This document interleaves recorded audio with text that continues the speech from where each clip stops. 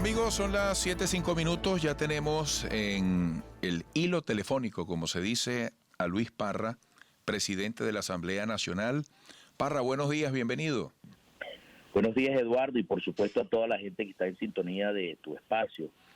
Mira, esta entrevista coincide con una noticia que comenzó a rodar ayer, según la cual primero Venezuela circuló durante la noche de este martes 8 de diciembre un comunicado, esto lo estoy tomando de efecto cocuyo, en el que se asegura que Luis Parra obtuvo una curul, pues habría obtenido votos de una lista nacional en la que no estaba incluido durante el proceso comicial del pasado domingo. Hasta ahora lo que se sabía, dados los boletines leídos incluso por la presidenta del CNE, Indira Alfonso, es que José Brito, compañero tuyo, había resultado diputado electo por la lista nacional de Primero Venezuela en alianza con Venezuela Unida y Voluntad Popular intervenida por el TSJ, y en un segundo boletín Indira Alfonso anunciaba un segundo escaño para ese partido y proclamaba a José Gregorio Noriega. ¿Cuál es la realidad, Luis Parra? ¿Cuál es la versión que tú puedes compartir con nosotros ante este comunicado? Bueno, lo primero es que nosotros, desde que insurgimos desde la Asamblea Nacional, el 5 de enero, como una fuerza parlamentaria que denominamos la Rebelión de las Regiones, bueno, de allí en adelante comenzó un gran ataque, un gran intento de aniquilamiento y linchamiento político y moral, porque sencillamente nosotros decidimos construir una alternativa que se alejara de la polarización, que se alejara de la confrontación, que le dijera la verdad al pueblo de Venezuela de qué estaba ocurriendo, pero sobre todo haciendo política con los pies puestos sobre la tierra. Nosotros somos una alternativa de cambio que empezó a construirse a través de un movimiento político que denominamos Primero Venezuela, pero a través de una plataforma, por supuesto, de una alianza que concretamos electoralmente de la Venezuela Unida. Ahora, nosotros como organización política decíamos que teníamos que ir a los estados a construir ese cambio de abajo hacia arriba en un proceso de acumulación de fuerzas, y eso fue lo que hicimos en el transcurso de todas estas campañas. Ahora, no sabemos de dónde saca la gente ese tipo de comentarios, porque quienes han entrado en eso hasta hace 48 horas, prácticamente el día de hoy, comenzaron, como siempre lo han hecho desde el comienzo de nuestra insurgencia política, bueno, a tratar de crear una matriz de opinión, a tratar de decir, bueno, que el gobierno nos había usado como condones, como preservativo, lamentablemente, y nos había desechado. Entonces ya de ahora, después que nosotros obtuvimos los espacios y el voto popular representado allí en ese proceso electoral del 6 de diciembre, entonces ahora es todo lo contrario. Lo que pasa es que nosotros decidimos hacer política en el mundo real, más allá de la virtualidad, más allá de esas matrices de opiniones, más allá de esos esquemas operativos, mediáticos, para tratar de entrar en un camino de la realidad. El camino de la realidad es que nosotros fuimos a recorrer el país, Eduardo, y a toda la gente, a conectarnos y a llevar un mensaje de renovación y cambio, a llevar un mensaje de diálogo constructivo, de encuentro nacional, de entendimiento, porque ya la gente se cansó de la pelea de políticos contra políticos, ya la gente se cansó de ese mundo 2.0 virtual, que lo que hace es perfectamente todos los días una campaña de odio, de egos, de lamentablemente desconexión total con el mundo real, que es la gente, el sufrimiento. Parra, pero fíjate, Parra, no me has respondido, pero además me dices que es un invento. ¿Qué es un invento? Claro, ¿Parra resultó electo o no resultó electo? Claro que resultamos electos. Pero ¿cómo? No, yo no me refiero al plural. Luis Parra no era candidato nominal. No vale. Nosotros, tú sabes que nosotros, los partidos políticos, las organizaciones políticas, hacemos movimientos electorales. Para eso el propio cronograma te permite las opciones de las sustituciones electorales. Tú puedes inscribir un candidato en lista, puedes inscribir un candidato nominalmente, y en el cronograma hay unos lapsos que te establece la sustitución. Por ejemplo, nosotros... Pero tú eras candidato lista o nominal. No vale, nosotros nunca hemos sido candidato nominal, yo no sé dónde sacan eso, por eso es que te digo yo que los inventos son tales que la locura extrema uno lo lleva a pensar, que uno dice de verdad que la gente dentro de ese mundo 2.0, que es donde se genera la matriz de opinión, donde se empezó a generar la matriz de opinión. En primer lugar, que yo había perdido, que el diputado tal, el diputado Alacrán, que el diputado Clark, bueno, de todo dijeron, para tratar de crear una tendencia, que había quedado por fuera, que me habían utilizado, que bueno, que el pueblo nos había castigado, como comenzaron desde el 5 de enero que decían que bueno, que él no va a poder llegar más a su estado, que él nunca va a poder recorrer más las calles, y nosotros le decimos, mire, ese es el mundo virtual. Pero Luis, fíjate, esto es importantísimo, porque precisamente, bueno, hay varios países, no voy a decir la cantidad, pero hay varios países que están desconociendo este resultado porque desde antes decían que no estaban dadas las condiciones. Entonces, Luis Parra era candidato lista. Claro, yo nunca he dejado de ser candidato. ¿Por qué organizaciones? Por supuesto, por la Venezuela Unida, que es nuestra plataforma central, Primero Venezuela, y la plataforma de Voluntad Popular. Esa fue nuestra alianza política. Allí la encabezaba el diputado José Brito, luego estaba Luis Parra, luego estaba José Gregorio Noriega y luego estaba el diputado Chayín Bucarán, y asimismo una cantidad de diputados que nos acompañaban en el voto lista nacional, que fue prácticamente la representación proporcional que en estos momentos logramos para el incremento de la Cámara y el equilibrio de la participación. ¿Y cuántos diputados de esta lista entran a la Asamblea Nacional de esta coalición que tú dices? En ese momento, porque estamos sumando, recuerda que... Porque entró Noriega y Brito, ¿correcto? Escúchame, nosotros no son los diputados que entren, son los espacios en primer lugar que la lista obtiene como alianza.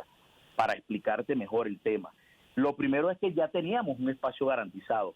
En la medida que van computando los votos, listas regionales, se da el porcentaje para la aspiración de los 48 cargos de la lista nacional por el método de Home. Entonces se van adjudicando en la medida que tú vas obteniendo los resultados. Tuvimos el segundo espacio. Hoy actualmente tenemos nada más hasta esta hora, dos diputados, según los cómputos que tenemos nosotros, principales en la lista, que es el diputado José Brito y es el diputado Luis Parra. Tenemos dos diputados correspondientes que serían los suplentes, que es el diputado José Gregorio Noriega y el diputado Chayín Bucarán. De tal manera que aquí lo que se trata permanentemente de una campaña de locura desatada, que uno dice, por eso es que estamos como estamos. Si no logramos tener los pies sobre la tierra, nosotros esas matrices de opinión hemos decidido ni siquiera engancharnos en ellas, porque nosotros decidimos insurgir como un movimiento político que en enero va más allá del tema electoral.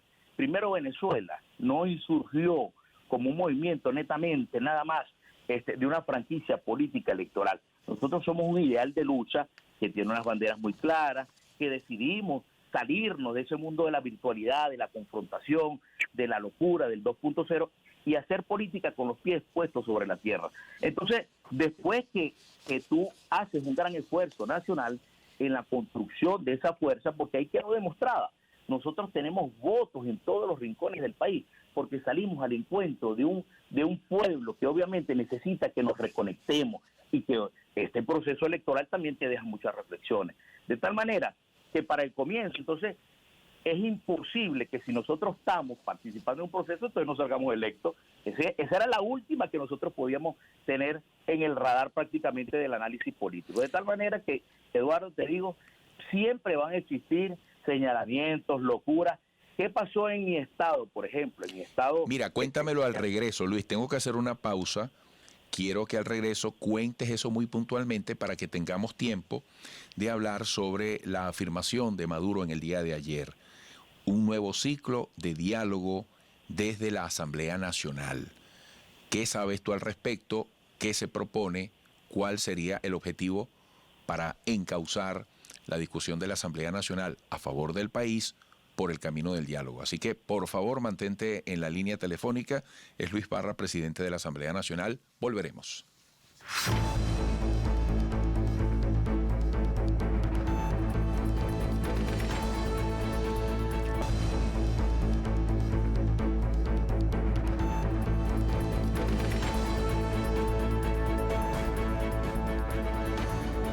Luis Parra es presidente de la Asamblea Nacional. Por favor, muy puntualmente, lo que querías decir de Yaracuy para luego entrar en los otros temas que te comentaba. Bueno, que me imagino que esa locura se desató porque lamentablemente en Yaracuy no pudimos sacar un diputado electo. Entonces se perdió Yaracuy, dirían los detractores nuestros, los que siempre están en ese mundo de la locura. Bueno, Luis Parra perdió.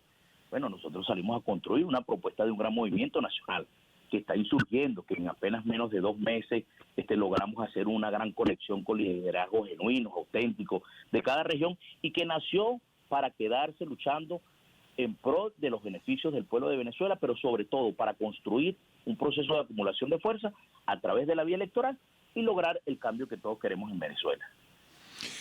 Fíjate, Luis, estas elecciones han estado en el epicentro de una gran discusión de la política, de los desencuentros de la política, en un momento cuando el país necesita liderazgos que orienten, que inspiren incluso.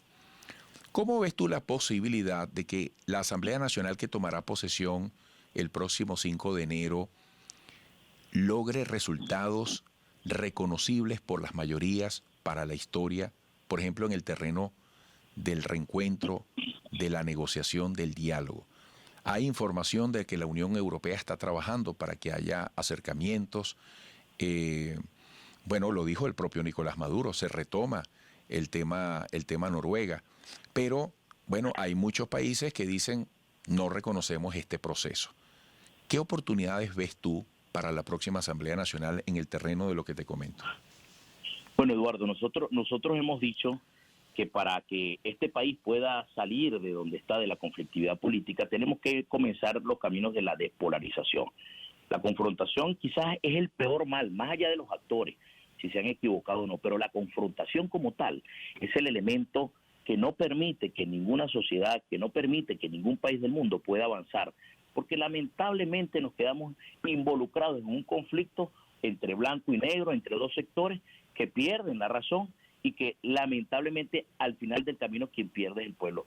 La Asamblea Nacional nunca debe ser ese poder legislativo nacional, nunca debe convertirse en un apéndice de una organización política, de un sector de la sociedad.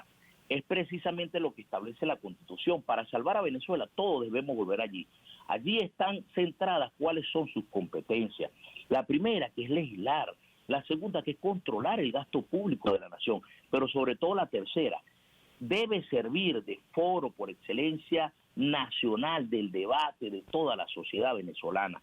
Y ese rol dejó de cumplirse porque secuestraron en un momento, cuando las tenía el gobierno, bueno, al servicio del partido del gobierno. Y después que llegamos en el año 2015, pues nosotros llegamos con una gran expectativa de cambio para generar cambio, entonces la pusimos al servicio de una parcialidad de las organizaciones políticas de estas cúpulas que nosotros decidimos no seguir acompañando. Entonces esos errores tú tienes que admitirlos y tienes que decir, tenemos una gran responsabilidad histórica en el devenir de los próximos días, porque estamos entrando en el orden constitucional. Cada 5 años había que elegir, y hay que elegir, ese poder legislativo nacional.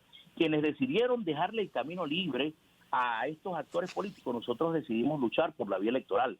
Lo dijimos en enero, no hay otra manera de lograr cambios sustantivos.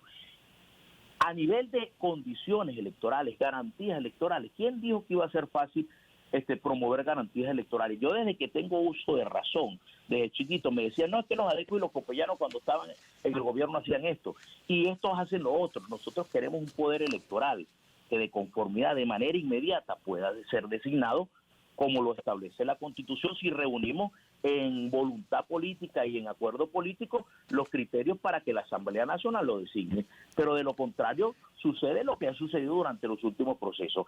Ese diálogo constructivo tenemos que construirlo los actores más allá de nuestras diferencias. Nosotros llegamos el 5 de enero y lo primero que hicimos fue decir, miren, no nos prestamos más para la pelea, porque aquí hay 5.300 y tantos trabajadores que no gozan de un beneficio porque nada más la confrontación política no les permitía, y los egos no les permitía firmar un documento y enviarlo al Ministerio de Finanzas. Cosas tan básicas como esa, nosotros tenemos que decirle, mire, apartémosla porque el país en estos momentos no aguanta más, no resiste más una locura de esta, y tenemos que encaminar nosotros hacia el encuentro, hacia el entendimiento, hacia el diálogo nacional. Nosotros dijimos que no íbamos a la Asamblea Nacional en este nuevo periodo legislativo a reeditar los errores y la pelea del pasado. Con nosotros no cuenten con eso, para eso. Nosotros hemos dicho que todos los sectores del país tenemos una gran oportunidad, pero tenemos que desprendernos de los egos, que creo que el ego entonces te pone como un nivel superior, que tú eres el que me tienes que perdonar a mí, tú eres el que tiene la verdad en tus manos, y eso no es posible en una Venezuela que hoy reclama soluciones. Nosotros hemos dicho... Fíjate, Luis, disculpa. Diosdado Cabello decía recientemente que el 5 se posesionan y el 6 están introduciendo un proyecto de ley que procure hacerle justicia a los traidores a la patria. Entre los distintos análisis se dice que el próximo año pudiera desatarse una persecución política que conlleve a la salida del país hacia el exilio a muchos de los líderes de la oposición, que incluso están llamando para este sábado a una consulta popular y vienen diciendo que la Asamblea Nacional es la que ellos integran, por ejemplo, o si no son diputados actuales en esa asamblea, son quienes dicen que será la asamblea presidida por Guaidó. ¿Qué escenarios prevés tú en ese aspecto? Bueno, lo primero es decirle que desde que nosotros comenzamos en enero, fue más bien esta Asamblea Nacional a decir, y sus integrantes de la cúpula desde el 4 a decir que nos iban a llevar a paltear las sanciones administrativas, las sanciones políticas por parte del gobierno, de los que apoyan supuestamente este gobierno interino, que un invento producto del conflicto político en el país. Y nosotros le decimos, ahí no hay ningún tipo de futuro en esas acciones. Pero tampoco, si no hemos acompañado eso, vamos a acompañar y a reeditar la misma película de persecución, de lamentablemente encierro, cárcel para aquellos que pensamos distinto. En esa política no nos van a conseguir a nosotros. Nosotros creemos que aquí no se puede confundir las diferencias con odio. No podemos confundir la justicia con venganza. Nosotros no queremos, reitero, cambiar un país de la locura, del enfrentamiento, de la confrontación, de la persecución, de la venganza, por otro país. Ahí es donde nosotros nos ubicamos, en el centro, en la razón. Y todo lo que tengamos que hacer para alejarnos de estos sectores que se desconectaron del país, porque hay unos que se aferran a mantener el poder a costa de lo que sea, a costa del sufrimiento de la gente. Y hay otros que se disfrazaron de esperanza y estafaron la esperanza del pueblo de Venezuela, porque cuando tú los escuchas hablar, es que cuando este gobierno caiga, entonces los vamos a perseguir, van a ir presos, le vamos a cortar la cabeza, los vamos a someter en la guillotina. Entonces tú dices, ¿de qué país estamos hablando? ¿Será que es posible el reencuentro de un país con estos niveles de odio que se ustedes, Luis, ustedes, y me dirás quiénes son ustedes dentro de la Asamblea, se opondrían a una persecución política a partir de enero?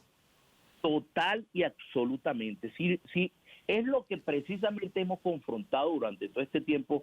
Vamos a permitir nosotros que se desarrolle y se desate una locura como esa. Bueno, el país no está para eso.